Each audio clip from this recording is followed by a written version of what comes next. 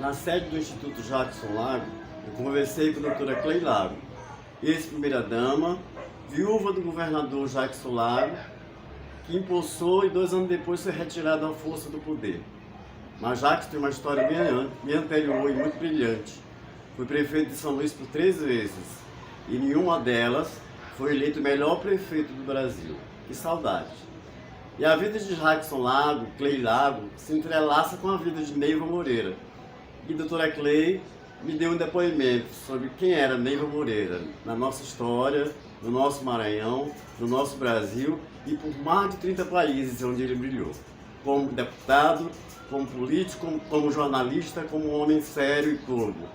Pois é, para mim é uma honra muito grande ter que falar do Neiva. O Neiva, para mim, é uma pessoa, não é uma pessoa assim distante, não, o Neiva é uma pessoa muito próxima, muito chegada, como se fosse assim, um irmão do Jackson, e passou a ser um irmão meu também, tal proximidade. Morou na nossa casa durante muito tempo e era impressionante o seu otimismo, a sua vontade de lutar e como ele encarava esse país, como ele conseguiu ajudar a restaurar a nossa democracia, embora tenha sofrido bastante, todo mundo sabe, porque ele foi para o exílio por causa do que eles chamavam na época de crime de opinião, que é um absurdo, né?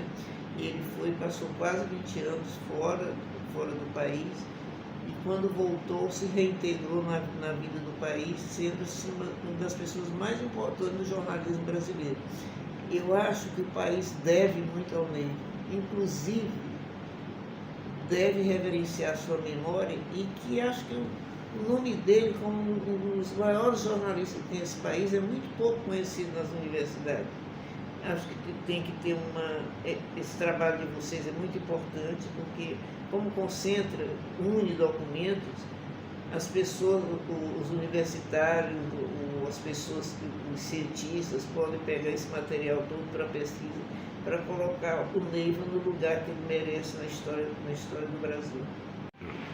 Apesar do Neiva ter toda essa importância para o país, se você conhecesse a pessoa, ele era uma pessoa muito simples, ele não tinha luxo nenhum. Apesar de ter exercido cargos importantes na estrutura nacional, na verdade ele foi um responsável até pela transferência do governo brasileiro, que funcionava a sede no Rio de Janeiro para funcionar em Brasília. Ele foi esse articulador, foi deputado federal, foi diretor de jornal aqui, e também tem muitas histórias interessantes. No dia do lançamento desse livro aí do Neiva, que foi na Academia de Letras, tiveram vários e vários depoimentos. E teve um depoimento muito interessante de um jornalista que trabalhou com ele no Jornal do Povo naquela época, dizendo como eles editavam o Jornal do Povo. Não tinha dinheiro. Deu um depoimento muito interessante, dizendo que como o jornal se sustentava. E foi na época em que o Negrão de Lima era ministro e que aconteceu a greve aqui do Maranhão, e que poderia ter ou não uma intervenção aqui no Estado. Ele era ministro da Justiça.